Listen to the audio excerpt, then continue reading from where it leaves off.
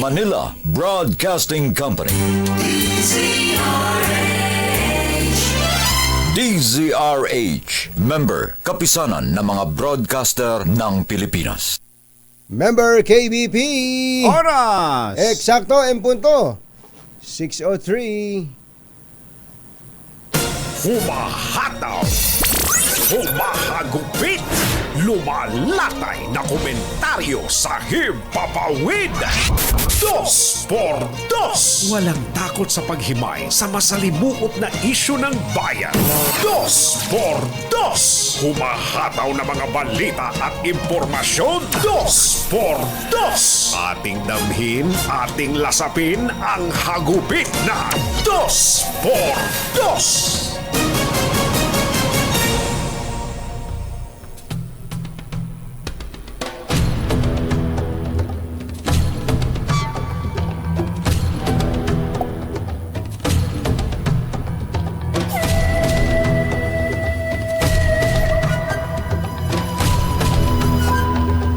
Sinibak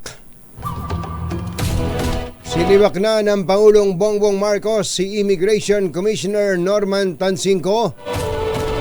Batay po sa rekomendasyon ni Justice Secretary Boying Rimulya kasunod ng pagkatakas ni Mayor Alice Go at mga kapatid nito sa bansa noong nakaraang July. Kinumpirma ni PCO Secretary Cesar Chavez na inaprobahan ng Pangulo ang rekomendasyon ni Justice Secretary Rimulya, ngulit wala pang binanggit na pangalan kung sino ang ipapalit naman kay Tansingco. Sinabi ni Secretary Chavez, tinupad ng Pangulo ang nauna nitong babala na may ulong gugulong sa Bureau of Immigration sa pagkakatakas ni Guo na isinasangkot sa iligal na operasyon ng Pogo sa bansa. Una rito, inamin ni Secretary Rimulya na imbiyer na siya. Talaga bang imbang inamin niya? Siya ay na-imbiyer na? Na-imbiyer na siya kay Tansingco at nawala na ang tiwala niya rito dahil inilihim sa kanya ang pagkakatakas ni Guo at ipinaalam lamang makalipas ang 5 araw. Bukod pa sa hindi nito inaksyonan o inaaksyonan ng mga reklamong ipinararating niya rito, kabilang ang visa for sale sa mga POGO workers at escort services. Isyu ng katotohanan. 2x2. Pag maitim ang balak, magtago ka na. 2x2. Si Jerry at si Anthony, narito na. 2x2. Hahataw ng todo, urado ka. 2x2. Ang katotohanan, dala nila. 2x2. Walang sinasamba pali, maniwala ka. 2x2.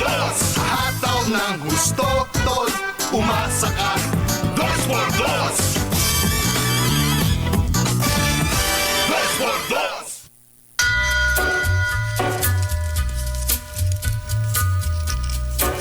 Hi. Maganda morning. Magandang umaga, bayan! Ito po si Anthony Taberna. Ito po si Jerry Baha. Muli pong sumasa inyo ang 2x2 sa umagang ito ng Friday! Yuhuu! Kamusta po kayo? Nag-enjoy ba kayo sa mga sinubaybayan ninyong balita kahapon? Doon sa Senado, Kumbachero, medyo naumay ako naumay ako. Medyo hindi rin ako masyadong nadikit o napako ng gusto. Sabi nga ng itong isang kababayan natin mula sa London na si Jay Gomez, sabi niya, more than 3 hours akong nanood sa hearing. Mukhang mas relax pa si Alice kaysa sa mga senador. Actually, Kumbachero, at alam niyo ba, nag-call to order ng alas 10 ng umaga, humigit kumulang. Halos ang oras na nagpapalitan ng introduction yung opening statement yung mga senador. Kaya nga eh. Para bagang ngayon lang uli sila nag-hearing sa buong buhay nila. Kaya nga. Dapat bakbakan kagad. Oo, kaya nga. Sayang oras hindi naman na alam naman na namin yun. We would like to ferret out the truth. Gusto po naming malaman. Ito po yung mga itatanong namin. Gusto namin bakit. Mamaya nyo na itanong yan. Huwag na kayong magpasiklaban sa inyo. Itanong nyo na. Tuloy, nung nagtanong na sila at dahil nga nakabuo na sila na sa introduction pa lang, nakabuo na sila ng konklusyon nila. Nung nagtanong sila at hindi nila nakuha yung gusto nilang sagot. Sinungaling ka! Nagalit. Hindi yan totoo. Alam nyo na pala ang totoo, ba't pa kayo nagpa-hearing? Yun ang kumbatsero, yun yung minsan yung ating mga mambabatas At makakakita ka pa ng mga reaksyon ng ilang senador na nanggagalaiti. Nanggagalaiti. Tama si Jay Gomez na mas relax si Alice. Si Alice, habang nanggagalaiti. Ito no offense, pero ito po yung nakita kong mga nanggagalaiti. Siyempre, si chairperson, si Madam Chair, si Risa Ontiveros, si Senator Jinggoy, si Senator Joel, talaga namang naglalaki butas ng ilong. Simula pa lang, si Senator Joel. Binastos, binalahura, kung ano-ano mga sinasabi ni Senator Joel, na naiintindihan naman natin siya. Kaya lang, kung ganun po yung paraan ninyo, na akala nyo ay mapapasagot ninyo yung kausap nyo, baka nagkakamali po kayo. Hindi nyo gayahin si Congressman Dan Fernandez. Ayun. Ginaya nyo yun. Kung ginaya nyo yun, palagay ko, napaamin nyo si Alice Guo sa lahat ng ginawa niya. Pati hindi niya ginawa, palagay ko aaminin. Hindi ba kumbatsero? Sabi nga sa English there are 1,000 ways to skin a cat. Diba? Hindi yung isang direksyon lang na bubulyawan mo, pagalitan mo, tatawagin mo sa lahat ng pangalan, sinungaling ka, ewan ko. Kung meron kayong mahihita sa ganun. At kapag ka nga, yun nga, nabanggit natin, kapag ka ba... Si Senator JV tuloy, nahimik na lang Tama. Nung una na may sumasali-sali pa Nung uli, para siguro, ayoko na. Parang ganun. Parang, ito naman si Senator Bato, nakisali-sali din. Na, di mo alam kung ano yung gusto niya sabihin. Ay, nako! Jerry Pa at Anthony Taberna sa 2 por 2 sa DZRH.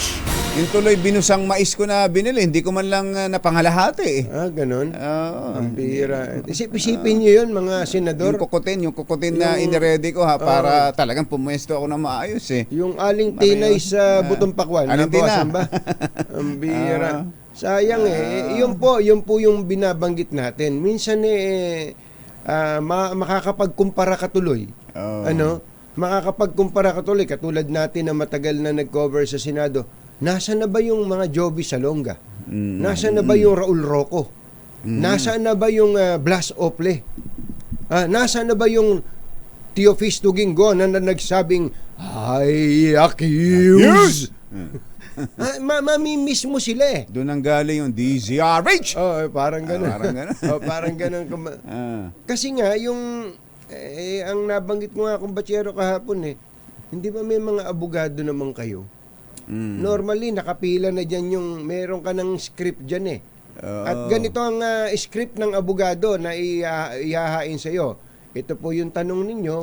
Kapag ang sagot po niya ganito, ito po follow-up question. Pag ang sagot po niya ganito, ito po ang follow-up question.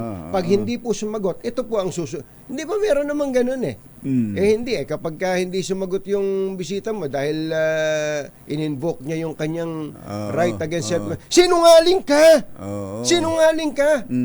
Sabihin mo lang na ikaw si Go Wapping, hindi mo pa masabi. Yun nga yung mismong puso nung kaso laban sa kanya Totoo yun. Pagka sinabi niyang ako nga po si Go Wapping, tapos na yung kaso niya sa Comelec, tapos na yung kaso niya sa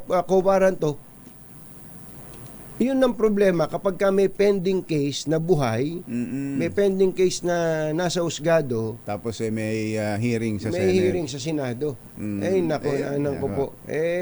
Tapos buti na lang kamo. So frustrated ka, kumbatsero, sa panonood mo kahapon. Tinigilan ko na nga eh. Tinigilan mo rin. Tinigilan ko, kumbatsero. Talagang inayawan ko na. Ang ginawa ko, nalipat ako sa ibang channel. Ang napuntahan ko, yung press con. Yung press con. Ni Secretary Ben-Hur Abalos ng Nakita mo ba? DILG. Nakita mo ba? Yun nga. Marami ang Yun nga. naging tawag doon, naging tampulan din ng katatawanan kung sino yung ipinresent Sino kaya yung kahapon. ipinresent na yan? Talagang nakatalokbong eh. Balot na balot ang ulo eh. Oo. Tapos may mga nagduda pa. Si pastor ba yan? Ang ganda ng katawan nun ah. Oo. Bakit daw ang laki ng tiyan? Oh, pinakita nga. Mother, meron ba kayong picture diyan nung ipinresenta ni Secretary Ben-Hur Abalos? Lumaki yun tiyan eh. Sabi ko, hindi yan ako naisip ko, hindi yan si pastor. Kasi nung nagpapakawala siya ng mga tres, mga 3 points. yung mga 3 points niya. Ayan o, tinan mo. Ayan o. Hindi yan. Hindi ba yung yan nasa yun? una, yung nauuna. Yun nga, kanina. Pakita nga natin. Ito po yung bali ilan sila? Apat ba? Apat sila no? Ayan yung hawak-hawak ng polis. Ayan, yung as long as sleeve. As long as sleeve na naka short pit ng Agila, nakasulat Agila. Tapos naka sunglasses siya. Ayun, no. Tapos meron siyang ang tawag doon, kumadyero. Shawl. May shawl, no. Oo. Tapos nakakulay orange po siya. So hindi mo malaman sino kaya itong ipinipresent na ito. But tinakpan na gano'n ang mukha? Oo. Sino bang may nun kaya? Baka yun yung siya mismo? Baka Si yun pastor? yung ni-request din nila. Bakit yung ibang ipinipresent nila hindi naman ganyan? Kaya nga, yun ang maitatanong mo, bakit ganun? Sabi ng Pangulo hindi bibigyan ng special treatment. Oo. Parang dyan pa lang Dito, parang special na kagad yan. Isipin mo, tama ka kumbatsero, gaano kadami ang nagtanong na, si pastor ba yan? Hindi ganyan ang tiyan ni pastor. Malaki yan tiyan na yan. Galing sa 3 points, galing sa basketball yun eh. Kaya Nakaka 120 points yun sa isang laro sa isang laro. Saka totoo kung ba't kahit na hindi mo pag ginugwardyahan yun 3 points yun, hirap kaya nun. Walang mintis eh. Kaya nga tapos nung nilabas ng PNP-PIO yung pong mugshot. Mother, ito yung mugshot. Blurred. It's unfair. It's unfair. Ayan, may tatak na PNP PIO yung Ano yan? Yung video. Mother, ito na ba standard ngayon? Bakit sa iba? Ba't si Alice go? At sa iba pa. At saka sa iba pa. Ipinipresent nila, hindi naman ganyan. Kasi baka gawing point of reference to. Sasabihin ng iba, huwag niyo papakita yung mukha ko. Kasi, yun yung sinasabi natin eh. Tapos sasabihin natin na hindi bibigyan ng special treatment. Diyan pa lang eh. Special na kaagad eh. Kakaiba. Iba sa karaniwan. Kapag iba sa karaniwan, ano yun? Special yun. Parang ice cream lang yan eh. Pagka walang pagka halo-halo lang yan eh. Pag halo-halo lang. Pag walang ice cream sa ibabaw, ordinary lang yun. pero pag may ice cream sa ibabaw, special yun. Tinan mo na. Punta saya, lolo. Hanip na analogy, na comparison ha. Masamang tao lang ang takot sa dalawang to. Kaya kung maitim ang balak, magtago ka na! Anthony Taberna, Jerry Baja. 2 por 2! 2 por 2! Yun ang nadali si Commissioner Tansingco, no? Dali. At ang totoo nun, ang malungkot nun, habang nasa Senate hearing siya, doon lang sinabi sa kanya na vaccine na siya. Alam mo ba, nabasa ko nga, tingin ko yung mga ganung bagay ay unang nalalaman dapat nung tao. Nung tao. Kung papalitan yung tao, in all fairness, kahit sino pa, kahit hindi si Commissioner, kung siya po'y tatanggalin, Dapat siya Siya ang muna. unang makaalam. Bago malaman ng iba. Oo, ikaw tanggal ka na ha. Mm-mm. Sibak ka na ha. Oo. Katulad nun, nasa Senate hearing, tatanungin siya. Oo. Oh. Ganun nga nangyari. Ewan ko lang kung yun sinadya ni Secretary Boying Remulla. Secretary Boying, Dahil sabi ni Secretary, ako rin eh. Oo. Ginanyan mo rin ako eh. Alam na ng lahat. Di ba, Secretary? Alam na ng lahat. Ikaw na lang ang hindi nakakaalam na wala na si Alice Guo. Mapagiganti ka. para kang nag-revenge siya, Secretary, ano?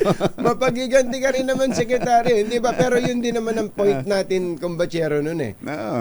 Na halimbawa man at wala talagang involved na mga Wala. immigration. Hanggang ngayon, linawin lang natin. Sino maituturo nila? Hanggang ngayon, wala hong maituro na kung sino mang taga Bureau of Immigration na may partisipasyon o nagkapera sa pagtakas ni Alice Guo. Kahit kay Sheila, kay Cassandra, kay Alice. Wala walang silang mako sinasabi. Saka yung paliwanag nila, meron bang ibang kwento other than the boat, yung yacht na wala naman eh. Wala eh. So kumbaga, doon pa lang makikita mo na wala eh. Ano magiging papel ng immigration doon? Kahit pa sabihin sinibak siya dahil sa command responsibility, hindi eh. Walang ganun eh. Ang pagkakamali mo, Commissioner, na nung pa namin sinabi, akin pa pala alam mo na. Webis pa pala alam mo na. Inireport mo sa boss mo ng Martes na sumunod na linggo. Kaya ang ginawa ngayon, habang nasa Senate hearing, hindi ka rin in-inform. Hindi ka rin in-inform. Gumante. Ginantihan ka. Ginantihan ka ni Secretary Boying Remulla.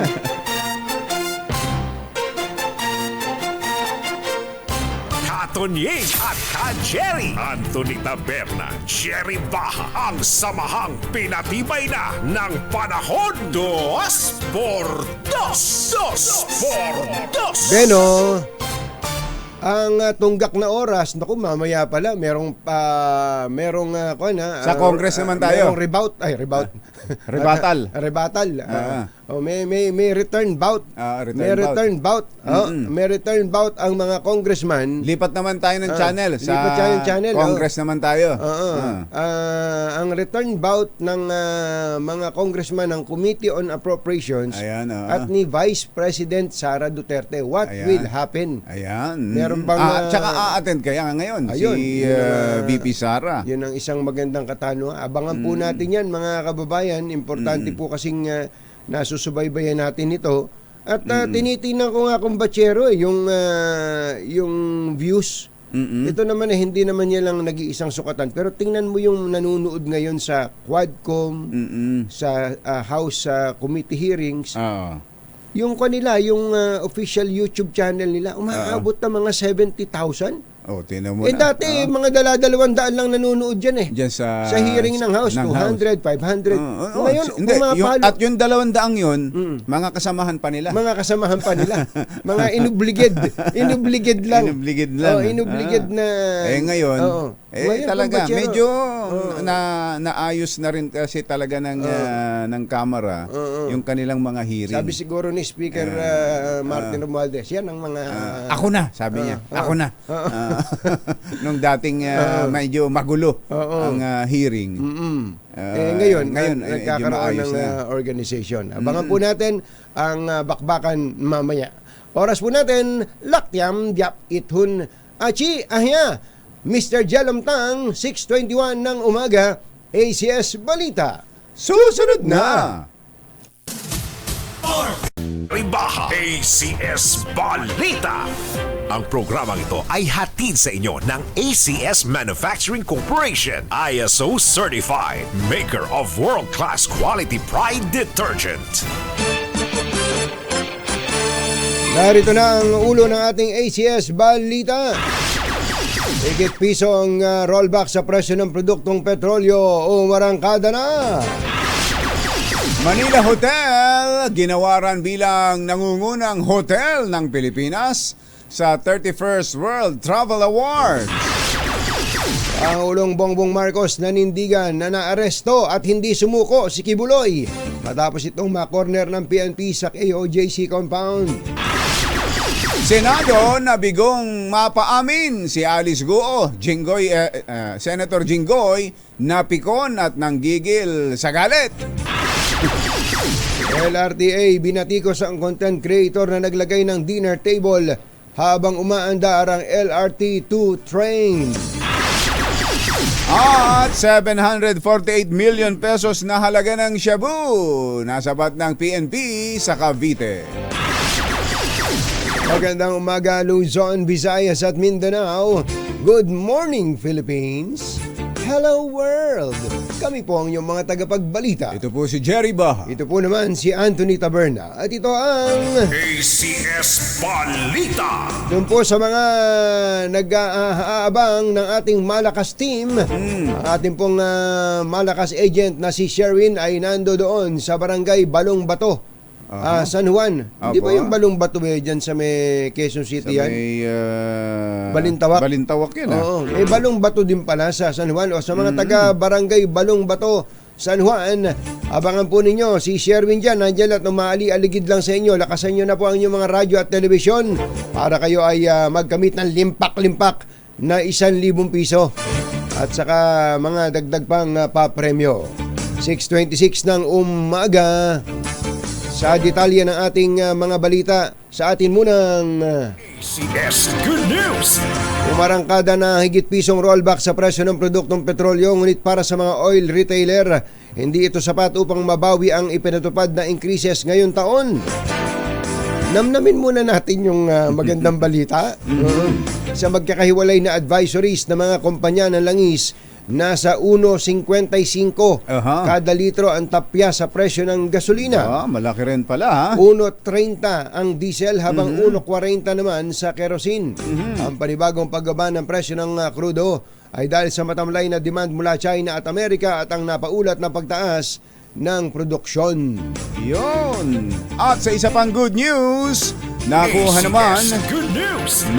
naman ng Manila Hotel ang leading hotel award o nangungunang hotel ng Pilipinas sa World Travel Awards 2024. Ang Manila Hotel ay matagal nang kinikilala bilang pinnacle of hospitality o nakatutok sa mabuting pakikitungo, nag-aalok ng pinakamahusay sa kung ano ang maibibigay ng bansa sa mga bisita nito. Kilala rin ito sa kalidad ng serbisyo at mga kamanghamanghang tanawin ng baybayin ng Maynila. Parang nagbabase, may-ari ng Manila Hotel. Parang ikaw si Joey Lina.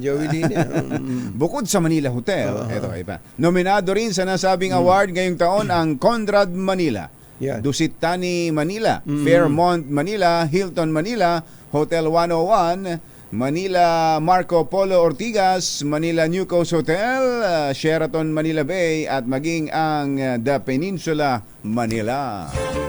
Alas 6:28 na ng umaga, maayapayabak kongan mga kabalen. Gising na. Iginiit ng Pangulong Bongbong Marcos na hindi sumuko kundi na-corner ng mga pulis si Pastor Apollo Kibuloy ng Kingdom of Jesus Christ o KOJC sa loob mismo ng compound dito sa Davao City. Ayon sa Pangulo, napilitan si Kibuloy na lumabas ng lungga dahil malapit na ang puwersa ng pulisya sa kanyang pinagtataguan. I think that's a legal question, pero ganitong iniisip mo, hindi siya lilitaw kung hindi namin hinabol ng gusto. Ang tinig ng Pangulong Bongbong Marcos. Wala na bang karugtong yun? Yun lang? Wala na. So, Pinutol. lipat na tayo kagad. Lipat na tayo. Kibuloy yan. Kay Alice Guo naman Sige, tayo. Alice Guo na tayo. Nabigo ang Senado na mapaamin si Alice Guo na siya at si Go Huaping ay iisa at mayroon siyang kinalaman sa Pogo Hub sa Tarlac. Dahil dito muling ipinakontempt ng Senado ang sinibak na mayor ng Bamban dahil sa patuloy na pagsisinungaling. Ilang oras ding ginisa ng mga senador sa tunay niyang pagkakakilanlan at kung sino ang tumulong sa kanya para makatakas ng bansa, ngunit hindi nila ito napiga. Si Mother talaga ang tindi, no? Si Senator Jinggoy Estrada, galit na galit at sinabing nakakapikon ka na at nakakagigil. Walang soundbite. Meron. Meron. Kamin. Kami, Jinggoy. Ang tanong ni SP Pro Tem, sinong may-ari ng yate? At yon, at saan galing saan nyo sinakyan yung yate? Ano yung naging ruta nyo? Sen, yung yate po, kung sino po yung may-ari ng yate po, hindi ko po talaga alam. That is impossible. Okay, talagang dapat na na-cite namin kayo in contempt. Unbelievable Madam Chair. yung mga sagot. Madam Sen Doroy, With the permission related of question. Senate Pro Tem, kung hindi mo alam kung kaninong yate yung ginamit niyo, at least alam mo siguro sino nag-facilitate para makasakay kayo sa yate na yon. Sino? Sen, okay lang po ba na hindi ko po siya i-discuss sa inyo po? No, you No, tell it us is the not truth right okay, now. Miss Alice. Natatakot po ako, hindi ko po masabi. No. Sino ang nag-facilitate? Yung tanong ni Sendroy, sino nag-facilitate na magamit nyo yung yate? Madam Chair, gustong-gusto ko pong sabihin, pero hindi isulat ko mo sa po papel. masabi po sa public po. Isulat mo sa papel. Isulat mo sa papel. At Sen, kung isusulat ko po, okay lang po ba na hindi nyo po i-discuss po sa public? Miss Alice, please do not tell the senators what to do with the information na halos kailangang bunutin namin sa inyo na parang ngipin. Opo, pero Write it Sen, on the natatakot paper. po kasi ako. Write it on the paper at i-appreciate namin pag nabasa na namin. Sen, gustong-gusto ko po talaga i-discuss. Pero natatakot Gusto mo ako pala di i-discuss po sabihin mo public. sa amin. Nakakapikong ka na, ha? Nakakagigil ka na. At saka Miss Alice, nasa custody kayo ng PNP. Paano kayo papatayin doon? Imposible. You are within the most protective institution sa ating bansa. You are sa national headquarters ng Philippine National Police sa Camp Crame. Yes. Isulat mo na yung Yes. may-ari at facilitator sa yate. Yes po, Madam Chair. Alam ko po, safe na safe po ako ngayon. Kaso lang, nagwa-worry po ako pagkatapos po ng session, pagkatapos po ng hearing, ano pong mangyayari po sa akin. Doon po. Ayun, Ayun, okay na. Ayun, okay na. yan po yung isang tangpo. Medyo nagulat ako dun sa sinabi ni Senator Risa Ontiveros na paano ka dun papatayin? Imposible, sabi niya. Nakalimutan na ba ni Senator Risa Ontiveros na yung kanyang idol na si Senator Laila de Lima muntik nang mapatay dun sa loob ng doon mismo sa kinaroroonan ni Alice Go. Sa Meron custodial pong center. dalawa ba o tatlong lalaki ang napatay doon sa loob mismo ng custodial center. Ako kumbachero, kaya yung mga ganun siguro kaya nila nasasabi dahil nabubusit nga sila. Nanggigigil nga sila. Sabi nila, imposible. Paano ka mapapatay sa ilan na napatay dyan sa loob ng Camp Crame, higi nga. Gaano karami na? Ayan. Medyo chill lang mga senador. lang. Dapat organize. Huwag niyong daanin sa Panggigigil. Susunod! Yan.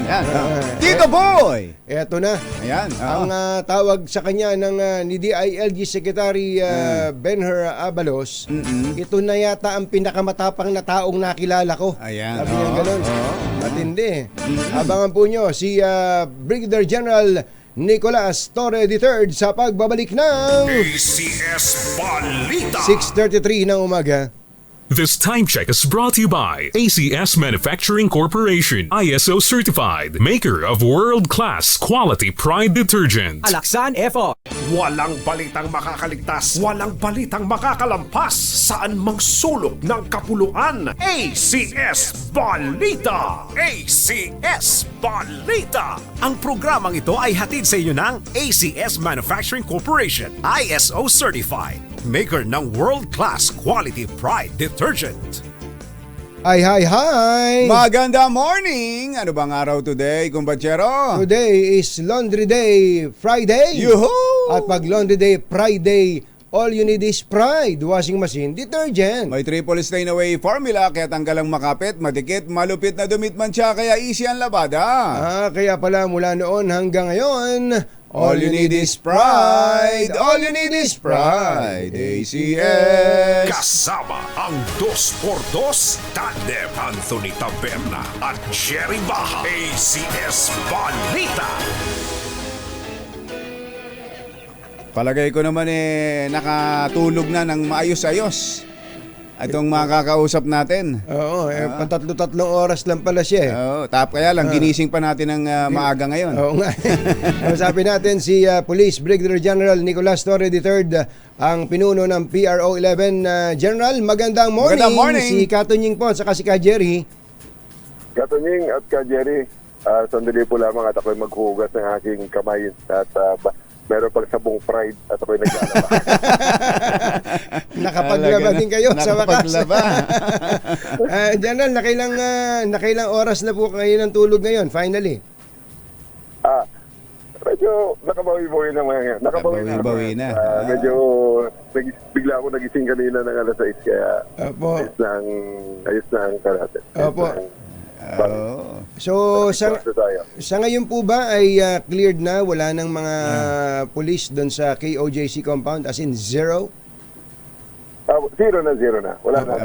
Pinapulat natin at lahat naman ay kailangan na rin magpahinga. At may mga trabaho pa. May mga advices pa actually na it is unprecedented, which is kaya lang sabi ko, may oras para sa lahat. Pagbigyan mo na natin magpahinga mga tao. Oo, pero bago kami magtanong ng gusto, siguro congratulations muna. Congratulations. Ang magandang maibati namin sa inyo, General. Dahil alam niyo kahit kami nung nung tumatagal na, medyo naiilang na dahil saka medyo matagal nawawalan na rin kami ng sa totoo lang, General, kaming mga meron lang to, meron. Nanonood lang kami. Yung bang parang mawawalan ka na ng loob na wala naman yata talaga diyan. Parang kami ang kinakabahan para sa inyo na parang kayo parang kami ang mapapahiya at hindi kayo. Pero tinindigan niyo ng husto. Siguro dahil nga sa intelligence na inyong natatanggap at doon sa hearing sa Senado, napanood ko kayo doon, General, at doon ko nakita, doon ako nakaramdam ng awa sa mga pulis. Yung pananakit, physically, tsaka mentally, yung pang-iinsulto, yung humiliation na inaabot ng mga pulis, na kayo pa ang kinakapkapan, hinahaltak sa likod, sa leeg ng mga tao. Pero lahat ng yon nawala ngayon lahat at dahil maganda ang naging resulta ng inyong operasyon. Sigurado ay high moral ang buong PNP, lalo na yung mga kasama sa operation, General Nick. Opo, unang-una ko pong pasalamatan yung mga tao ko doon sa ground. Alam niyo po, talagang yun ang pinaka-critical talaga doon na hindi bumitaw ang mga tao kung pag sinabi namin, tayo, hawak sa shield, ready tayo, assault tayo. Ready po hanggang sa huli po ang mga tao talagang may pagod. Kita po ang mukha sa mga mukha nila pagod. Pero talaga po pag sinabi namin position, lalo na yung last 2 days, yung Sabado Linggo. Position, pag sinabing position, kasi ang dami na ang lakas na ng resistance after the Senate hearing. Talagang lumakas ang resistance dahil nga ang mga leader din naman nila, alam naman nila siguro na nandun. Desisyonan na. Alam na namin na nandyan talaga. Nagdagdag din sila ng puwersa. Kaya nung umalis nga kami, ang dami-daming mga tao. Pero during the time na rin, ang mga tao ay talagang desidido na rin natapusin. At ako'y nagpapasalamat talaga. My eternal gratitude goes to the nameless and faceless Philippine National Police members na nandun talaga sa ground. Na talaga namang mula pa Region 3, Region 4, Region 10, 11, 12, ARM, 13. Kaya complete, napakarami po, 5,000 po kami ron. Hindi lang namin sinasabi. 5,000 kami ron ang padala ng National Headquarters. 5,000 pa, hindi pala 2,000. 5,000 pala yung pulis na nandun. Hindi ko sinasabi na 5,000. Baka magmukha kami mga nervyoso talaga. Talaga namang, ang nervyos nga naman namin dahil napakalakas na nga naman talaga ng kalaban. So, pati may 5,000 kaming tao, may 2 helicopter na ibinigay sa akin. Ang helicopter na yun, may 30 caliber na mga armas. Kasi sabi ko, pag ito sumakay ng aeroplano at tumakbo, wala kaming kasi may 2 aeroplano sa loob isang Piper Cub at saka isang jet At 2 helicopter, wala kaming magawa. Kaya sabi namin sa air unit, if ever na lumabas yan sa hangar, huwag na natin pa-take offin. Birahin na natin sa tarmac pa lang dahil wala na tayong Hindi na natin alam kung saan yung mga tao na yan. Kaya, pero ang the nameless and faceless Philippine National Police members. Kaya thank you very much. Pero General, this is the first time na sinabi ninyo na meron palang mga taga Luzon diyan, na mga taga Region 3 at Region 4 na augmentation. Opo, kaya po ako nagpapasalamat. Pangalawang pasasalamatan ko talaga yung Chief PNP natin. Talaga namang hindi bumitaw si Sir na si General Marbil. Talagang hindi bumitaw. Together with the SLG, araw-araw tinatawagan ako na kapit ka lang, anong kailangan mo? Ipapadala namin ang resources. Talagang hanggang sa huli, talagang hindi nag-waiver ang paniniwala. Kasi kung nagpagawa yun, pwedeng sabihin sa akin na wala na, tigil na, stand down na. At mag-regroup na lang tayo, hanapin na uli natin sa intelligence. Napakadaling sabihin sa kanila yun para stand down ako. Pero talaga ako'y nagpapasalamat sa eternal gratitude to our SILG Secretary Ben-Hur Abalos at saka kay Chief PNP. May tawag po ba kayong natanggap? Kay General Marbil. May tawag po ba kayong natanggap mula kay Presidente Bongbong Marcos? Classified information. Ang direktiba ho ng Presidente sa akin ay nakakarating lang through the Chief PNP.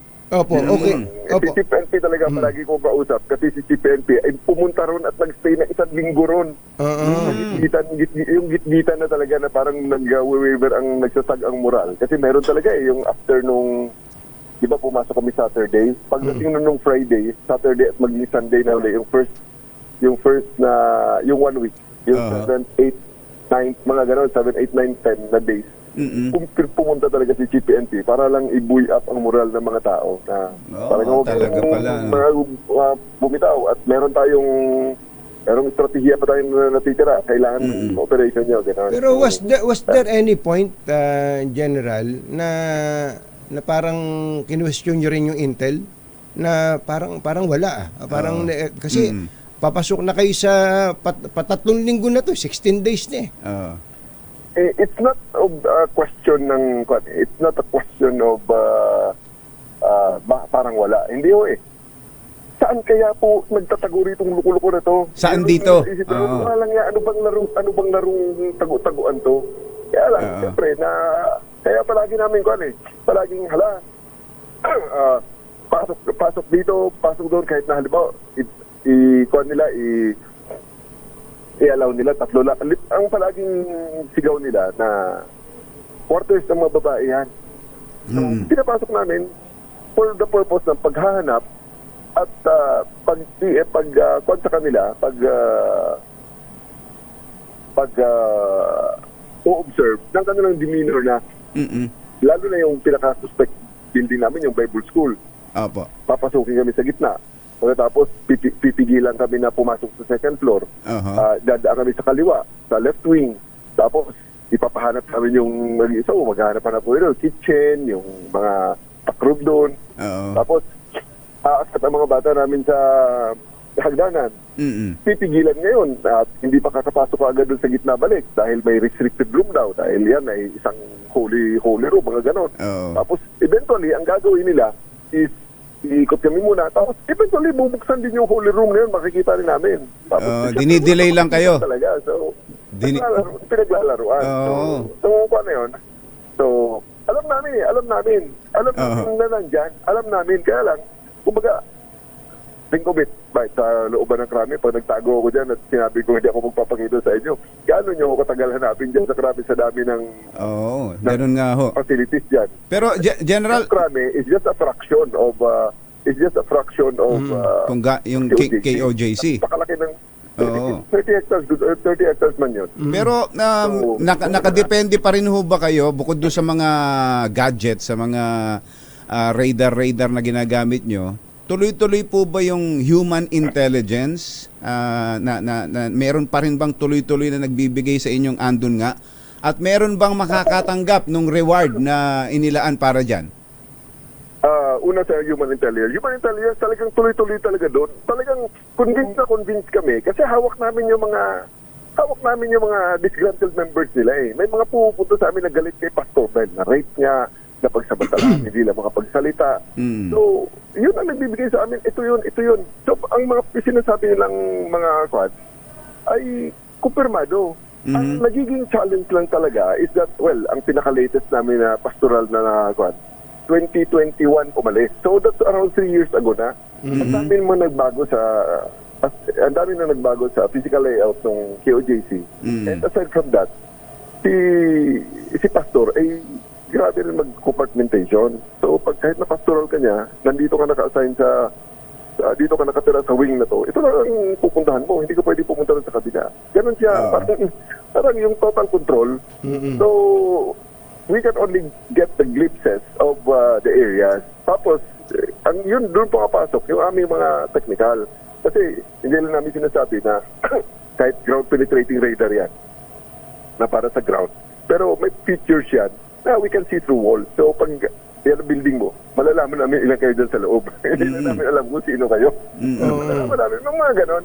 So, we have the technology. And I would like to really thank the other branches of the government na talagang tumulong sa amin na nagpahiram ng mga ganyan mga equipment. Actually, ang gamit niya talaga is search and rescue. Kaya pinilihan natin yan na kahit na ikaw ay patakunan ng building dyan sa earthquake, kung ikaw ay buhay pa, malalaman at malalaman kung buhay ka pa or wala na. Opo, General, mapuntahan lang po na ito talagang may clarification kayong dapat gawin dito, especially now, may ibang kwento kasi, may ibang version tungkol dun sa pagsuko eh. Nagsalita po yung gobernador ng Davao na sinabing siya po yung nag-facilitate through Attorney Torion nito pong pag-surrender ni Pastor Kibuloy. Ito po, kayo po magsabi, nakaalis po ba, nakalabas po ba si Pastor Kibuloy ng compound at bumalik lang na lang ba ng compound para doon po sumuko? Klaro nyo nga po yan. Kaibigan ko si Governor Eda. And sinabi ba niya mismo, personal, narinig niya? Yung pong interview ba sa inyo? may statement po. Statement written sa kanya nga ba talaga? Kasi alam nyo, yung mga ganyang stories kasi. Well, sinabi na talaga ni SLG Capo, di ba? Kwento po zero. Good morning. Kaibigan ko yan at alam mo, hindi ko tingin ko lang ganito. Sa akin lang is, Kibuloy is planning for his legal defense. And one of the things na pwedeng magapit kasi sa pagpagaan ng kaso, mitigating circumstance, is yung difference ng surrender at captured. Ng arrested, captured. So siguro, mga last mga last legal maneuvers na lang nila yan para magamit nila sa kanilang pagpagaan siguro kung ano man ang mga legal na depensa. Pero kung sabihin na may makalabas at makapasok sa loob ng KOJC na hindi namin malalaman na parang napakalabo doon kahit na langaw, halos mabilang na namin kung ilan ang langaw doon at walang langaw doon. In fairness to them, magaling sila. Talagang very very methodical. Talagang makikita mo talagang very closely knit. Ganon sila that illustrates actually the challenge. Pero para sabihin na may makapasok at may makalabas na hindi malabo. Medyo malabo yun. Kwento lang yan ng kwentong hindi malabo. Napakalabo. May binabanggit din ho, General, na may papel ang ISAF na sumuko sa ISAF. Sumurrender daw sa ISAF. May binanggit pa nung una na pangalan ng isang military general para patunayang sumurrender talaga at hindi na corner at hindi nahuli. You term it as you want. People can term it as they want it fit. Pero ang bottom line doon is saan lang yun? Bottom line po sa mata namin yun. Pinagbigyan ko na lang yung sumakay sa aeroplano at lumabas. Kasi aeroplano na ng gobyerno yun eh. So, yung C-130. I would like to just show it na parang they just delivered the prisoner from the place of arrest to the place of his detention. Yun lang talaga yun. Prisoner transport na lang yun. Kasi kung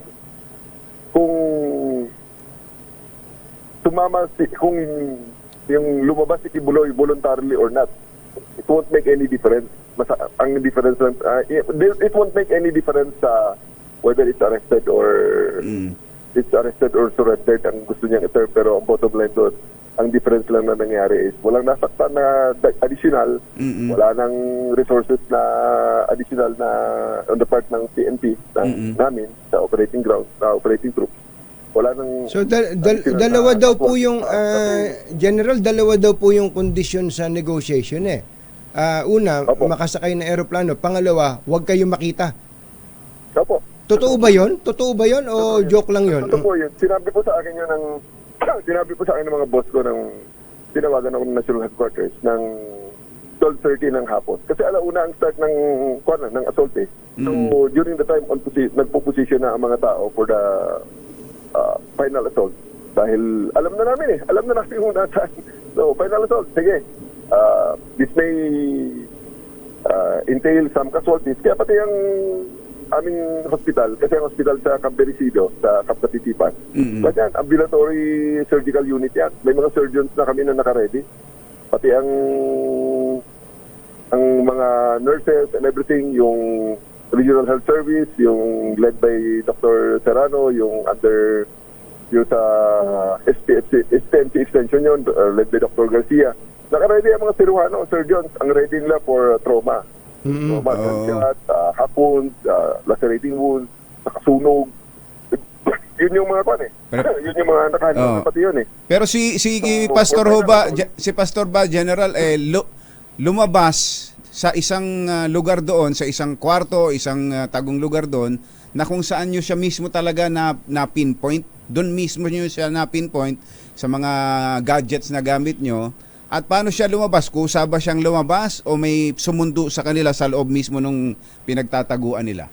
Doon mismo sa Bible School talaga siya. Kasi kahit anong gawin nila, hindi naman sila pwedeng may permit kami sa kaap na magpalipad ng mga drones. Nagpadala ng 6 drones si General Marbil. Kaya para kaming wala eye in the sky. Kompleto kami lahat. There's really no movement that, diba may mga pinalabas kaming konti na glimpses doon sa kay Jean Fajardo, mga naka-thermal na drone shot. Yun eh. Tapos may thermal na drone shot, may infrared drone shots kami, pero nung maaga pa, syempre, malinaw ang coverage namin. Kasi, surrounded siya ng tao, hindi lang yung tao, kundi ng teknolohiya na rin. So, nagbalik rin doon ng mobile CCTV. So talagang doon talaga siya. Kaya sabi ko nung nagde-draw, kasi dalawang beses na unang deadline, 1 o'clock. Pinatigil na pina-stand down tayo dahil yun nga, dalawa lang ang kung papayag daw ako na surrender. Sabi ko, sir, hindi talaga problema sa akin, sir, basta sumurrender lang. Kahit kasi nga sabi, ayaw ka makita. Kasi hindi mo padala siya ng kahit silong. Hate na hate ka. Hate na hate ka. Kung siya mag-surrender, basta gobyerno, okay lang. Walang ka-problema, sir. Hindi pwede yung mag-surrender siya sa isang private person. Hindi pwede. Sa gobyerno. Hindi yun nasagot yung tanong ni Jerry kanina. Meron bang mabibigyan ng reward? Ang reward ho ay tatanong mo muna sa mga boss ko at wala. Hindi naman namin iniisip ko dahil at any point na iniisip namin ang reward dahil hindi naman talaga isa informant yun eh. Para dun sa human intelligence, sa informant niya. So above your pay grade yung reward dahil hindi naman kayo nagkwento tungkol sa reward Okay. I will make recommendations. Kung sino ang dapat mabigyan na mga civilian, yung mga pastoral, baka magamit din sa panibagong buhay nila. Alam nyo, ang iba sa kanila nasunog din na verify din kung sino sila. Kaya tinatago rin namin sila. Tinutulungan ng mga pagbagong buhay. Yung mga tagaloob mismo, tagaloob ng inner circle, pwede natin sabihin, sa KOJC. Na nagbigay ng impormasyon. Opo. Ito na po yung mga huling katanungan namin, General. Dadalawin niyo po ba si Pastor Kibuloy dun sa para lang kasi hate niya kayo, baka sakaling may healing para magkaroon ng closure. Sa amin kasi parang wala, personally on my part wala akong parang I find no reason dahil hayaan mo na, let it stand. Kung gusto niya ako makita. Pero I don't think, kita niya naman ako kahapon dahil nasa likod ko lang siya nung sa NTC, sa press con. What I do is, I talk to their lawyers dahil we just have those respective roles to play.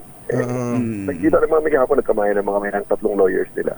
Si Atty. Torion, si Atty. Kay, tapos yung isang senior lawyer nila. Kumbaga walang personalan, ano? Sabi ko sa kanila, thank you for playing our roles well. You played your role, I played my role, and it turned out well. Kasi ito naman talaga dapat dapat batas ang manaig, hindi yung lawlessness. Oo. Teka, General, ang kahapon, nabanggit nyo yung presentation, ba't ba tagun-tago ang mukha? Ba't hindi katulad nung iba, pag ipinipresente, kita ang mukha? Well, again, question about my pay grade, pero kung ako ang tanungin nyo, dapat na, karapatan din ng mga tao, lagi natin, pero respeto. Wala tayong So request niya yon. Hindi naman natin gustong pahiyain na lang ang tao. Nandun na nga sa ganung sitwasyon. We don't kick people who are on the ground anymore. Opo. Okay, nabanggit nyo kanina yung mga pwedeng recommendation ninyo sa pwedeng bigyan ng reward. Mukhang sa inyo rin manggagaling ang pwedeng recommendation kung sino ang mga dapat pang kasuhan dahil sa sa obstruction of justice o sa pagpigil na kayo'y makapag-operate ng husto. Meron ba? The PNP Legal Service is currently studying. Oo naman, ako naman wala rin personalan yan. Pero, people have to answer for what they did. Hindi lang si Pastor, kundi pati na rin yung mga taong nag-aid sa kanya. At okay lang sana kung he was aided within the bounds of the law, within the ambit of the law. Pero marami akong nakita doon na talagang ang pag-aid sa kanya is bordering or even overstepping on the criminal line. So, they committed criminal offenses sa kanilang paggawa nun. So, they have to answer for it. Marami ho ba yun? Marami kayong pa-rekomendang kasuhan? Mga ilan po yan? Mga ilang tao po yan? Marami-rami. I think marami-rami. At kung tutuusin nga, yung mga taga-KOGC, yung mga vloggers, yung mga mura na mura sa akin, sa official, tinawag ako psych patient, yung mga ganon. Ako psych patient. Talaga naman. So, yun, tinatawa-tawanan natin. Sabi ko sa kanila, well, swerte ako rito. Well, mahal tayo ng Diyos. Mahal kami ng Diyos. At pangalawa, nabigyan ako ng gift na makapal at maitim na balat, kaya kahit ano insulto nila hindi tumatala. May natural armor. May armor, ano? General Torre, maraming salamat po sa inyong oras at muli, congratulations po sa inyo. Importante dyan, walang dumanak na dugo dyan. Kung natuloy yung sinasabi nyo, kwento nyo pa lang kanina, nai-imagine ko kung natuloy yun, at least naiwasan po yun. Thank you so much. Magandang umaga po sa inyo. Maraming salamat din po, sir. Katunying Jerry, ako'y magpapasalamat po muli sa ating SILG, kay Secretary Benhar Abalos, sa ating CPNP, kay General Marbil, at most importantly, sa lahat ng mga tao kung hindi bumitaw at naniwala hanggang sa matapos ang misyon. Maraming salamat po. Magandang umaga. Magandang umaga po. Si General Nicolas Torre, ang tinawag ni Secretary Abalos na pinakamatapang. Nagatid sa kabuuan ng ating ACS Balita. Ito po si Anthony Taberna. Ito po si Jerry Baha. ACS Balita. Ha? Alas 7 na. Balitang makatotohanan. Balitang maaasahan. ACS Balita. Ang programang ito ay hatid sa inyo ng ACS Manufacturing Corporation, ISO Certified, maker ng world-class quality pride detergent. Number DZRH.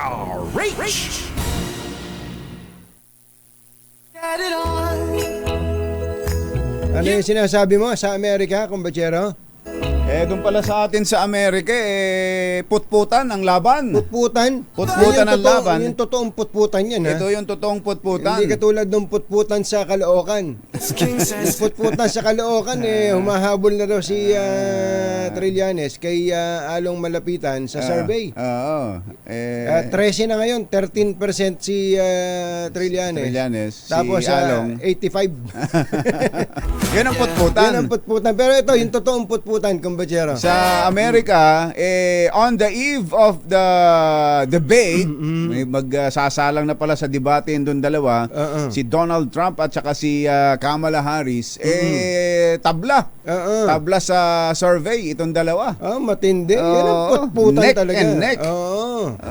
Magandang subaybayan yan. Sinusubaybayan yan ng buong mundo. Ng buong mundo. At sinusubaybayan din dyan, yan, ni Dicen Rube.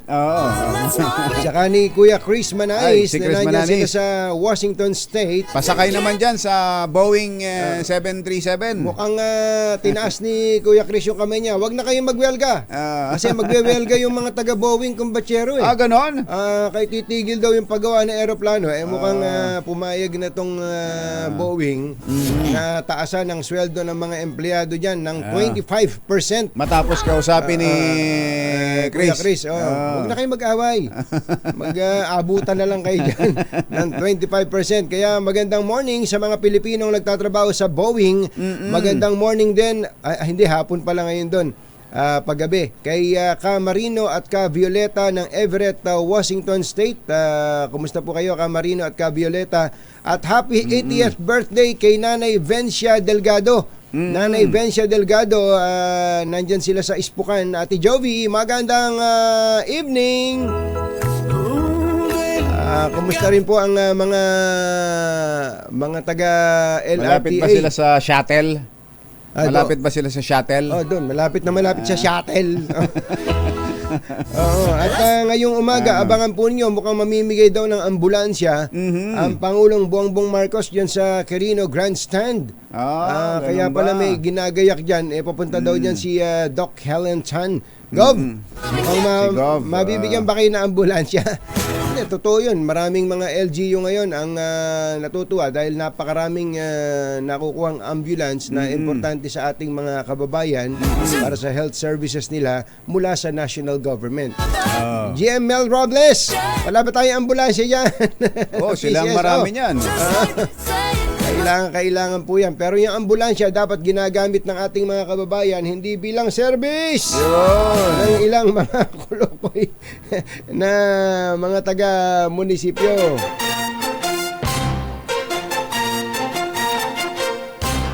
Tonying at Ka-Jerry. Anthony Taberna, Jerry Baha, ang samahang pinatibay na ng panahon. 2 por 2. 2 por 2. Kauna-unahan sa Pilipinas. NBC Manila Broadcasting Company. DZRH, member, kapisanan ng mga broadcaster ng Pilipinas. Member KBP. Oras! Engineer Tony Nanggel. 7:12 ng umaga. 7:12 na. Balitang bagong-bago. Balitang dapat alam mo. Balitang magdadagdag ng talino. Dahil bagong impormasyon, makibalita. Unang-una sa DZRH. Pangunahing balita. Kasama ang 2x2 tandem ni na Anthony Taberna at Jerry Baha.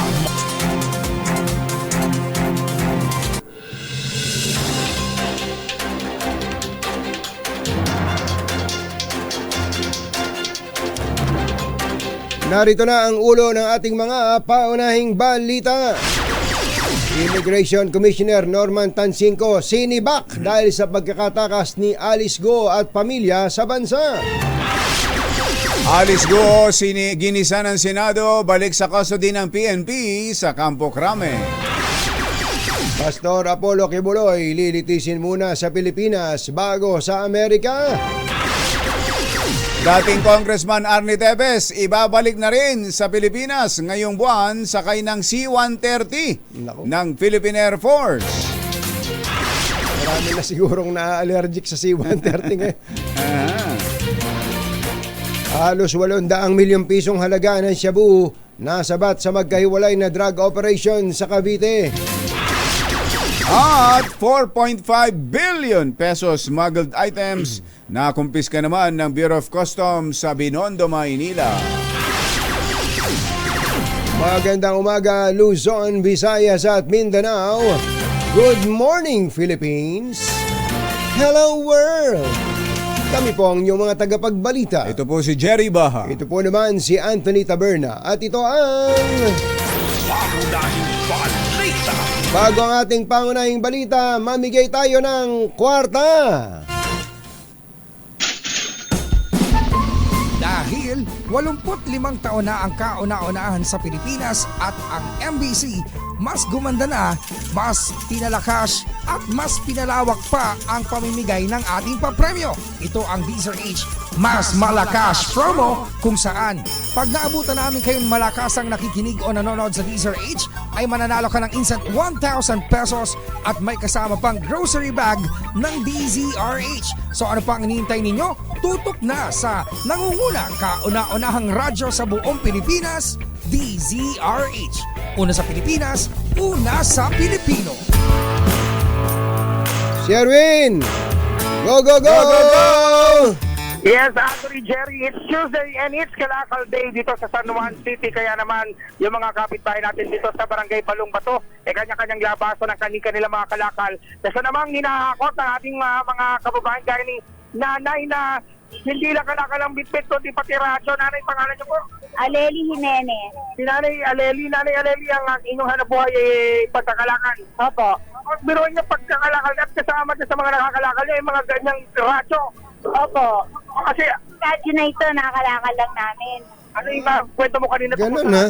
Ang sabi ko, Lord, sana po kahit transistor na maliit, na baka bili ako.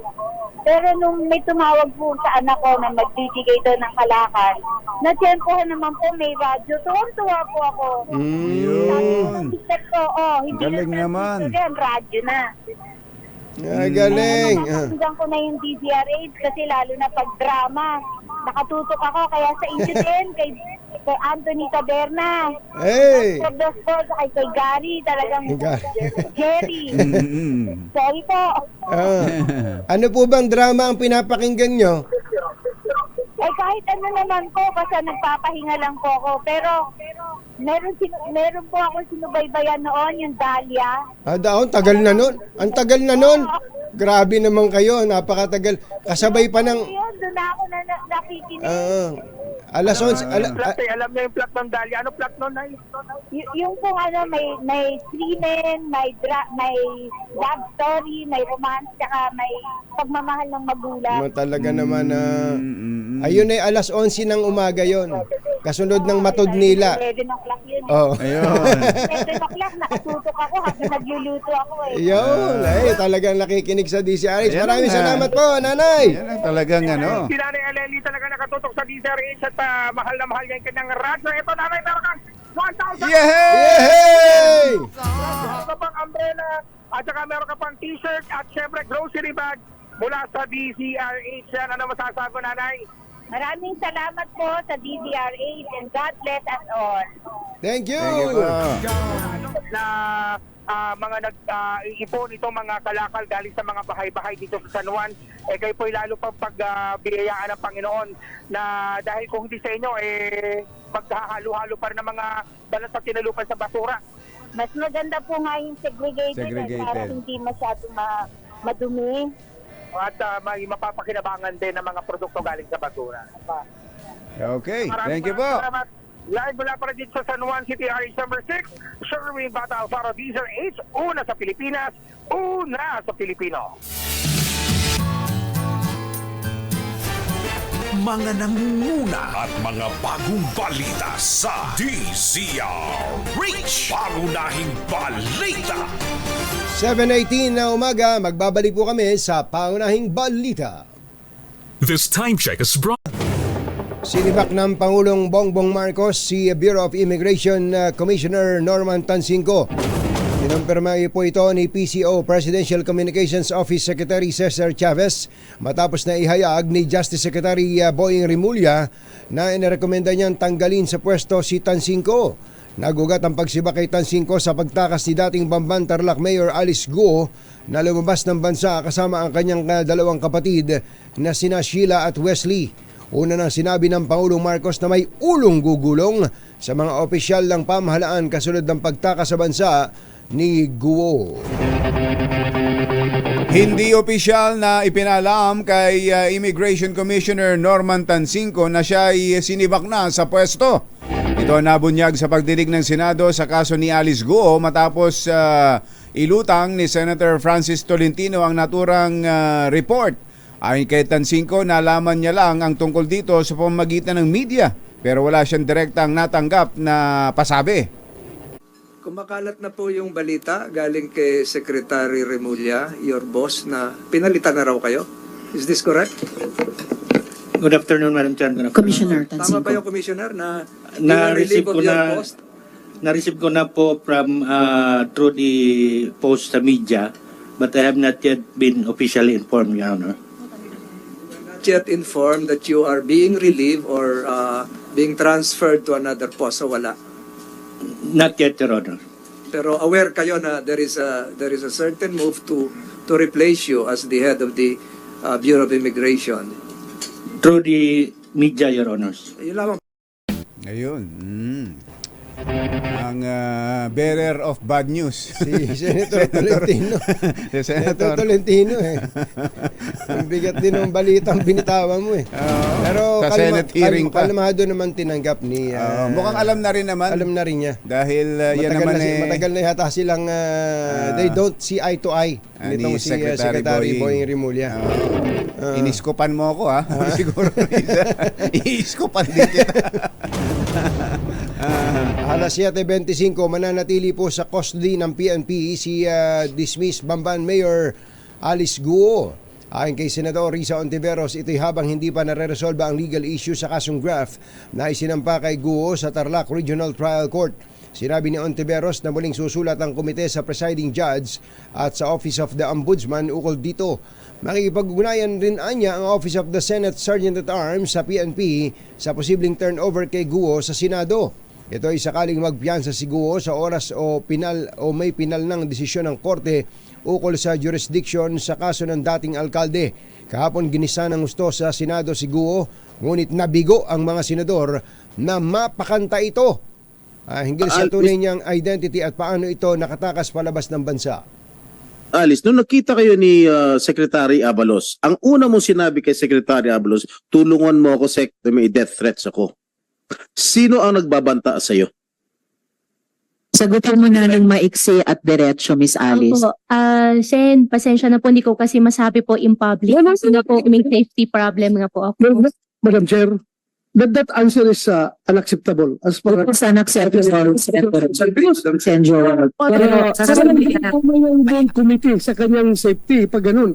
Wala namin kung binobola mo kami rito. Pagkatapos mo kaming bastos, gaganyanin mo kami ngayon, sasagutin mo kaming ganyan, pagkatapos mo kaming bastusin, pagkatapos mo kaming takasan, sasabihin mo may death threat ka, tapos di mo masabi kung saan galing yung death threat mo, hindi mo masabi kung dito sa Pilipinas o sa abroad. Miss Alice, pinaalalahanan kita, you never raised security concerns to... Ilan yun? Apat na yun? Apat. Na lamang naaresto ka na at ibinalat dito. I still don't get it, Madam Chair. Why she cannot disclose it Dumalawa pa in si Senator public? Joel. Hindi po ba, Madam Chair, isn't it more natural to expose it in public so that she is protected? I don't get it, Madam Chair. I really don't get it. If you are having a death threat, you wanted to say it in public so that you can be protected. If you really wanted protection, Madam Chair. So it doesn't make sense. Hiding it doesn't make sense, Madam Chair. The pending matter was the refusal to give us details of the death threats that she herself brought before us. Siya nag-volunteer. She binolunteer niya sa information sa atin Then pinupurso namin ayaw mong sagutin. Ngayon, I think the prevailing sentiment is hindi siya makahingi ng executive session. Sagutin niya ngayon lahat. Yung kasi kung totoo naman na may death threat ka, na-monitor ka na rin nung nagbigay ng death threat sa'yo, Kahit mag-executive session, di alam na rin niya, sinabi mo na rin sa amin, ikaw pa rin yung source. Yun. Yan po ang pagkuyog ng mga senador kay Alice Guo. Ang tanong,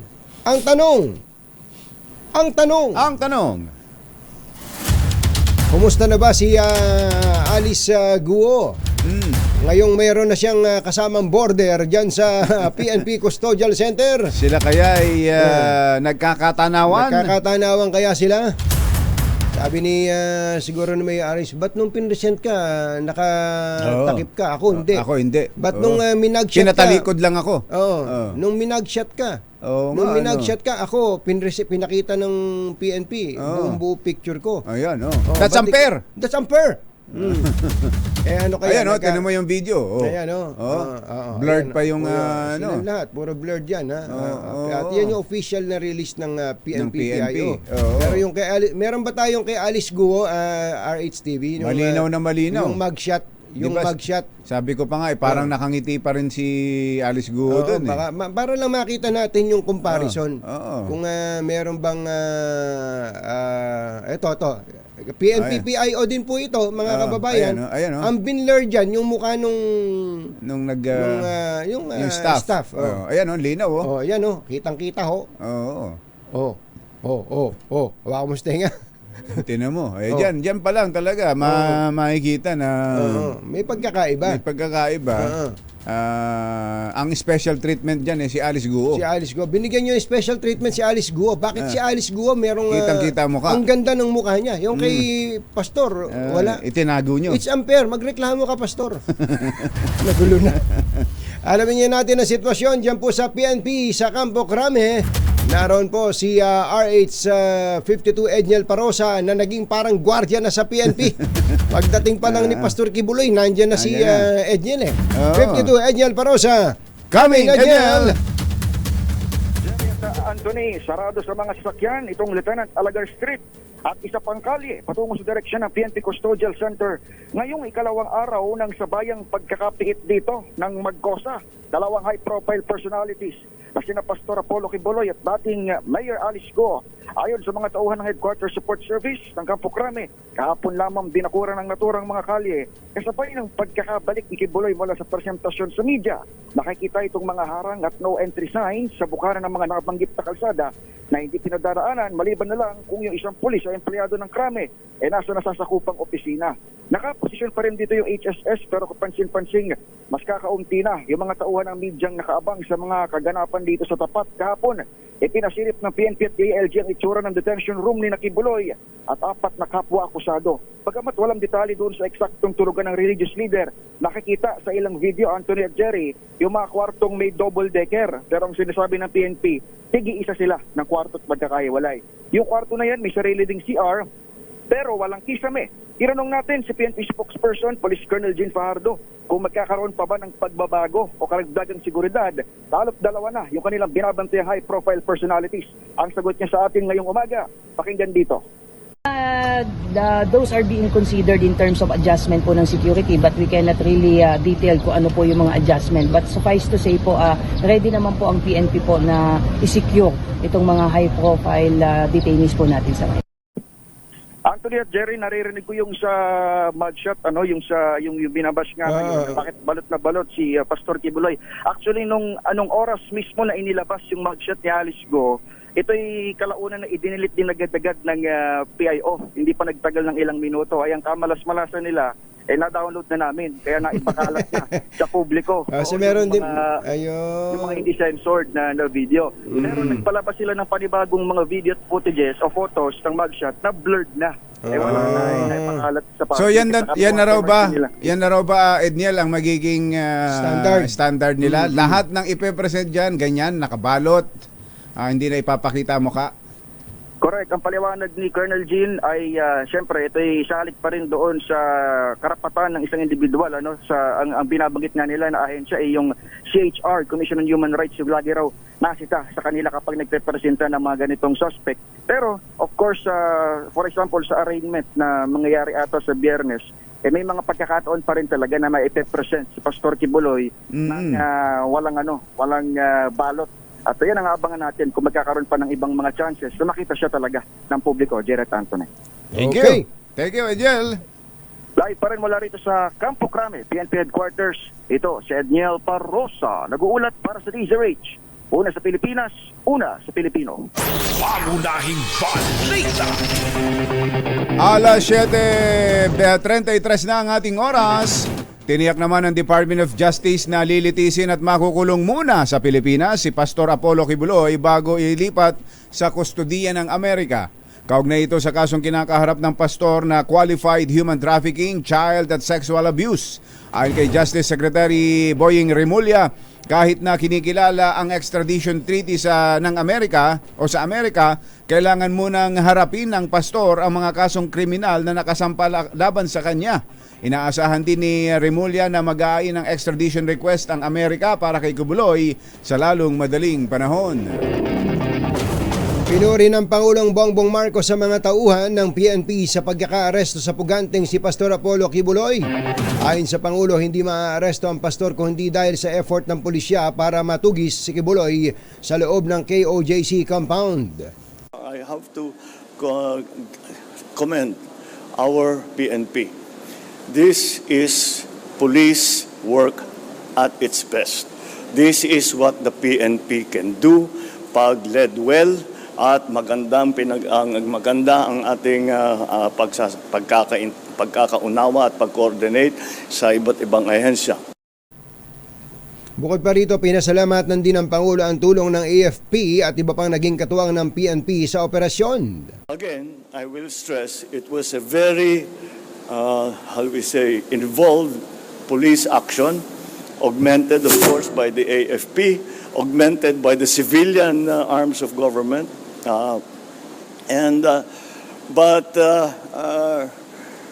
It was, once again, it was really through the efforts of what our policemen did. Ang tinig ng Pangulong Bongbong Marcos. Iginit naman ni Department of Interior and Local Government Secretary Benhur Abalos na hindi sumuko si Pastor Apollo Kibuloy. Antindi nun na. Ayon kay Abalos, ang pagkahuli kay Kibuloy ay hindi dahil sa kusa niyang ibinigay ang sarili sa mga otoridad, kundi dahil sa mahusay na intelligence ng PNP at puspusang pagsuyod sa KOJC compound. Samantala, tinawag ni Secretary Abalos na kwentong kutsero ang ulat na nasa labas ng KOJC compound si Kibuloy at nagtungo lamang doon noong September 8. Kwentong kutsero yun. Alam niyo kung bakit? Nasa labas ka na, tumakas ka na. Ang tagal yung sinasabi, hindi siya magpapahuli, hindi ba? Okay, pangalawa, nasa loob ka na, papasok ka pa ulit, dito ka na magsumurrender kung nasa ka man.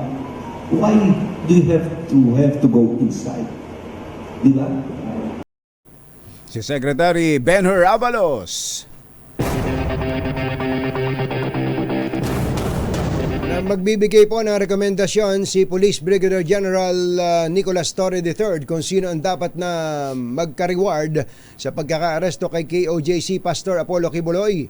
Sa panayam ng DZRH, sinabi ni Torre na meron silang mga informant mula rin sa circle ng KOJC na dapat matulungan at mabigyan ng pagkilala. Okay. I will make recommendations.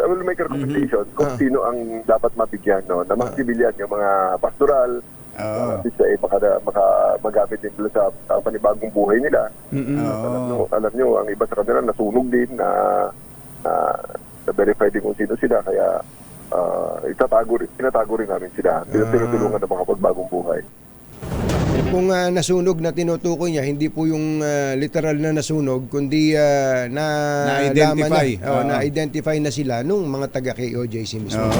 At bukod dyan, magre-recommenda rin siya kung sino naman ang kakasuhan ng obstruction of justice. Yes, sir. Samantala, tinawanan lang din ni General Torre ang mga lumabas na impormasyon na si Davao del Norte Governor Edwin Jubahib ang naging tulay sa pagsuko ni Pastor Apollo Kibuloy. Ayon kay General Torres, sinabi niya na imposibleng naglabas-pasok ang pastor sa KOJC compound para makausap ang ilang opisyal na hininga niya ng tulong. Mga last legal maneuvers na lang nila para para magamit nila sa kanilang pagpagaan siguro kung ano man ang mga legal na depensa. Pero kung sabihin na may makalabas at makapasok sa loob ng KOJC na hindi namin malalaman na parang medyo napakalabo nun kahit na langaw, halos mabilang na namin kung ilan ang langaw doon. Ang nagbilang ng langaw na si General Nick Torre. Higit 700 milyong pisong halaga ng shabu ang nasamsam ng mga otoridad sa drug buy-bust operation sa Imus, Cavite. Naaresto sa operasyon ang dalawang suspect na sina Larry Martin Didel, 37, at John Ray Estrella, 26. Ayon po sa mga pulis, kumagat sa pain sina Didel at Estrella na makipagtransaksyon sila sa posture buyer mula PNP Drug Enforcement Group sa kanilang bahay sa Fairground Subdivision, Pasong Buaya 2. Imus. Saan? Sa Pasong Buaya. Ay, talaga pala eh. Hindi na nakapalagpa ang mga suspect matapos na madiskubre ng mga pulis ang nasa 110 kilo ng shabu na nagkakahalaga ng 748 million pesos. At may follow-up report dyan si RH-15 Giselle Ricafort dahil sinisilip daw po ng PIDEG. Sino nga sa nasa PIDEG ngayon? Si General Eli Mata. Ayan, no? Yan yung nag-i-inspection na yan. Ewan ko lang sa inyo, pag hindi kayo tinamaan dyan kay General... Tinapakan yata sa leeg ni General Eli Mata yung nahuling suspect. Kakanta talaga yun. Alamin nga natin kung kumanta na. RH-15 Giselle Ricafort. Come in, Giselle! Katunying hanggang ngayon wala pa rin komento at hindi naglalabas ng pahayag yung dalawang sospek na naaresto dyan at nakuhanan ng 748 milyong halaga ng shabu sa lalawigan ng Cavite. Iniimbestigahan na ng PNP Drug Enforcement Group kung may mas malalaking personalidad yung nasa likod ng nasamsam ng nasabing illegal na droga doon sa isang village sa barangay Pasong Buaya do sa Imus, Cavite kahapon. Ayon kay PIDEG Director Police Brigadier General Elias Armata, lumilitaw kasi na second layer lamang yung dalawang naarestong suspect ng supply chain ng kalatala ng illegal drugs. Nagbabalat si Mata sa mga nasa likod ng isa sa mga itinuturing ng pinakamalaking huli ng PIDEG na mananagot sila sa batas. Hindi raw sila titigil hanggat hindi nalalansag ang lahat ng malalaking drug syndicate na nag-ooperate dito sa Pilipinas.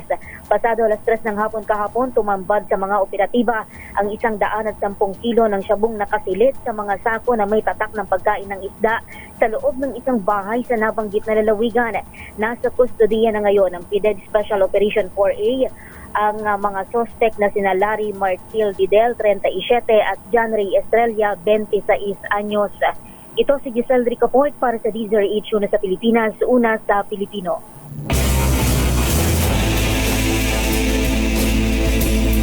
Medyo maraming salamat Giselle. Thank you, Giselle, at congratulations sa PIDEG. Sa PIDEG. Lalo na sa kay General Eli Mata at kay Lieutenant General Check Talay. Ayun, matindi.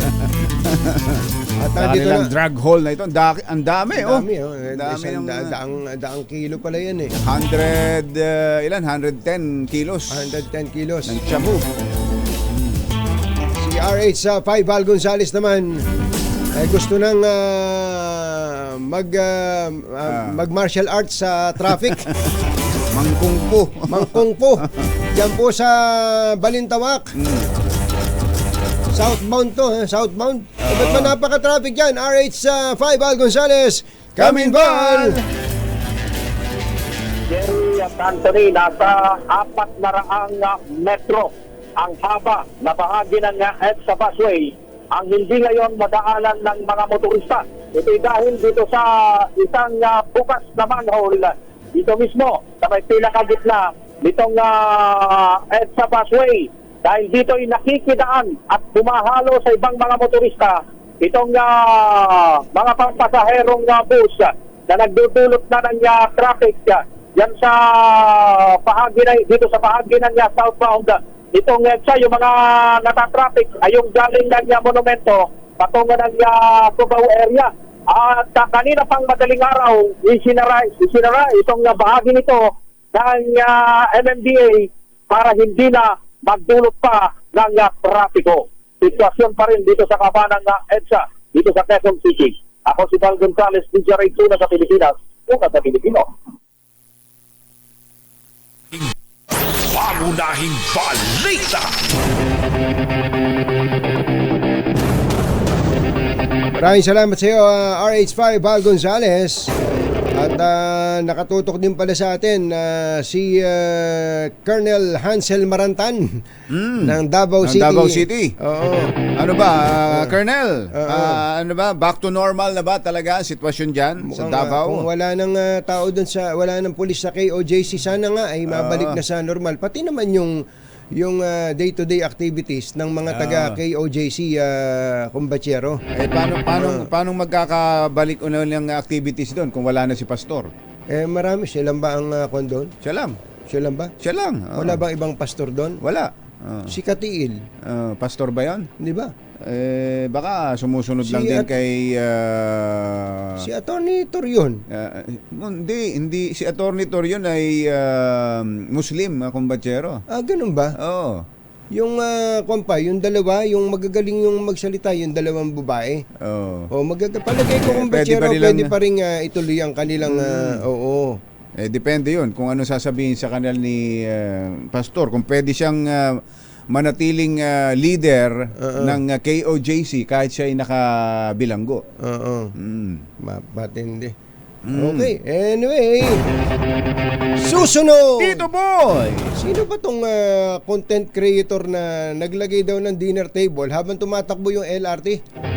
Oo ba? Kaya na-boldjack. Sige nga. Alamin natin ang balitang yan sa pagpapatuloy ng Pangunahing balita.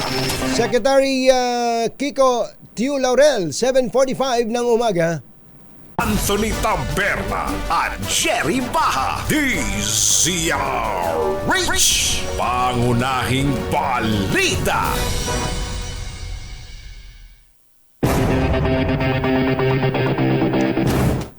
Alas 7:51 na ng umaga. Sa iba pa nating balita, pumalag ang pamunuan ng LRTA sa isang content creator na naglagay ng dinner table habang umaandar ang LRT 2 train. Ayan pala ang picture. Sa video na nakapost sa Facebook page ng Troing Kwentos, makikita ang isang lalaki na tumabi sa isang babaeng pasahero at saka nag-set up ng dinner table, naglagay ng kandila at plato. Ayon sa LRTA, walang pahintulot sa kanila ang viral video at ipinagbabawal nila ang ganitong content sa loob ng tren dahil prioridad nila ang kaligtasan ng mga pasahero. Yan ang nagagawa ng mga content na yan, kumbatsero. Talaga naman, lahat na lang.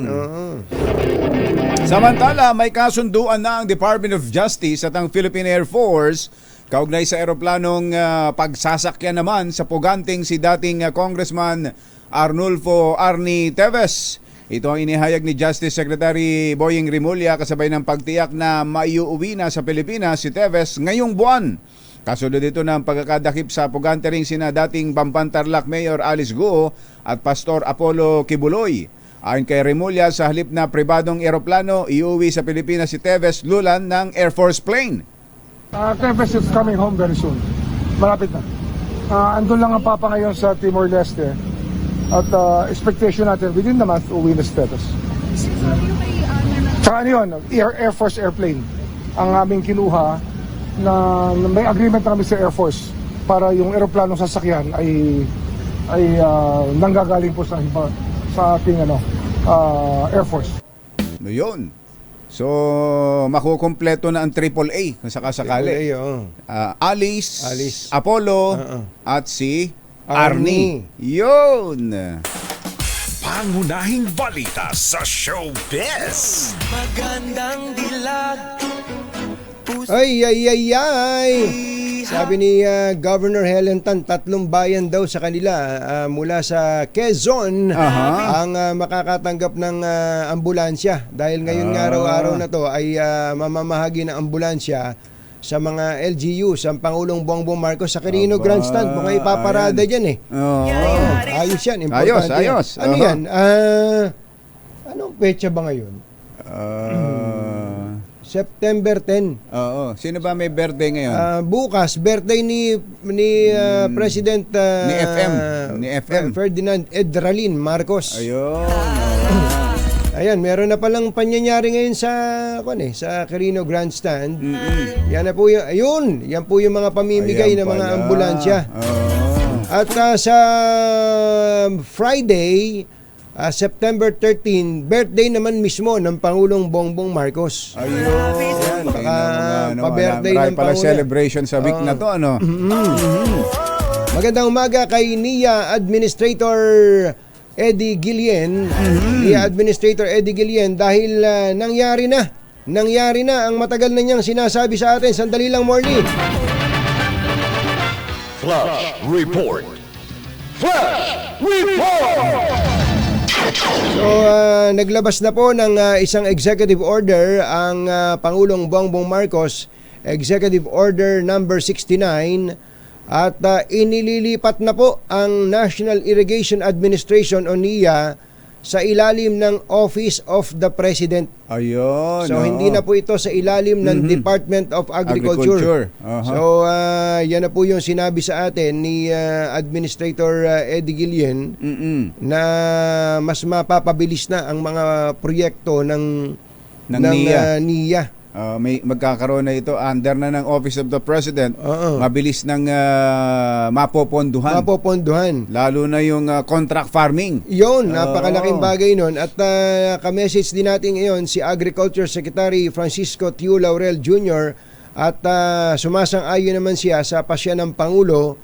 Mabuti daw po ito dahil ang Pangulo na mismo ang tututok sa NIA. Ayan. At umaasa daw sila na bibilis lahat ng trabaho at mas malaki ang budget sa tubig na siyang critical para sa agricultural modernization and productivity.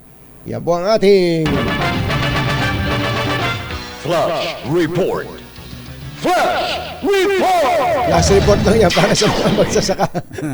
Para sa mga interesado sa katubigan ng pagsasaka natin. Yan. Sino ba tong actress na kinaiinisan? Yan din ang tinatanong ni Kuyang Nap Venturina na papunta raw ng Naya ngayon. Aba, saan ba ang biyahe? Saan ba ang biyahe, Kuya Nap? Naya, hindi Nia, ha? Oo, Naya. Naya. Ito daw actress na to, Secretary Dong Mendoza, ay pati panty ay pinalalaban sa kanyang wardrobe assistant. Kahit na may Ew! Grabe naman. Nag-aalmusal pa naman si Mother. Nag-aalmusal si Mother? Pambira ng patiso. Nag-aalmusal ng saging. Ayun. Alamin niya natin ang detalye ng balita mula kay RH47, Morley Alinio. Magandang morning, Morley! Magandang morning, Luzon, Visayas at Mindanao. Engineer John Mercado, makinig ka ng PLDT. Ay, nakikinig din sa atin, Mother, si Kuya Lindon Aguirre na birthday ngayon, ang dean ng SFM. Kuya Lindon. Kuya Lindon, ang galing sa iba't ibang lingwahe niyan. Sobra. At nakatutok din sa atin si Edu Fermin at Alfred Fermin. Sabi ni Kuya Arthur Fermin. Ng Japan. Ng Japan. Ano yun? At si Kuya Emerson Paul Jimenez na nagbe-birthday din ngayon. Sabi ni Kasoji Jimenez. I'm sure hindi matutuwa si Mami Sherry Ramirez sa balitang ito dahil babae ito ng ating ito. Napaka-ew talaga nitong aktresa na ito na kung saan dumating ito sa taping. Nag-bihis nga siya. Nagkataon na meron siyang red flag up. Well, nakakaloka si Super Mega nakakabali. Yung sinuot na damit, medyo natagusan. At yung nakakaloka niyang underwear, pilit ipinalalaba doon sa wardrobe. Naloka ang wardrobe dahil hindi nakasama sa kanyang trabaho ang maglaba ng panty-cola. Hindi na lang ito pinatapon. Hindi na lang. Pinalalaban pa, ha? Oo. Siguro kaya nang hinayang itapon, baka mamahalin. Kaya ayun, pinalalaban pa. Diyos mayo. Kung si Marian Rivera nga naglalaban ng sariling underwear, siya pa. Well, nakakaloka si Super Mega Kabaliw, kaya naman naloka-loka ang wardrobe at isinusumpa niya ang aktresa na ito. Sino ba yan? Doesn't mean kailangan pa bang sabihin? Ano? Diba? doesn't mean. Yes, nagets na Doesn't namin. sabihin. O, yan ang ating busy RH Showbiz Attitude. Ito po ang inyong RH47. Morley Alinio. Tuloy-tuloy sa Morley Alinio. Ayan. Una sa Pilipinas, una sa Pilipino. Babu! Ay, baka gusto niyo nang magpalit ng bubong ng bahay dahil butas na o kaya matagal na, sira na. Oo, buti na lang may bubong na maaasahan. Gawa sa state-of-the-art technology. May aluminum na. May pintura pa. Now available na rin sa pre-painted tiles Para pan. sa eleganteng bubong na matibay na, makulay pa. Mag-Cherry Loom pre-painted ka na. Bilis ng oras, kumbachero. Parang kauumpisa lang natin. Ngayon pala ako naiinitan eh. Pinatay mo na yata yung aircon eh. Oy, si Senator Cynthia Villar hindi pala kasama dun sa hearing ng kay Alice Guo, pero nanggigil din daw.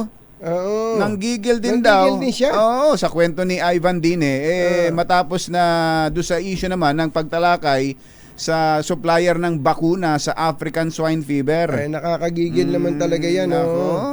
Sana naman matutukan yung ibang mga bagay. Masyado tayo nakapokus kay Pastor.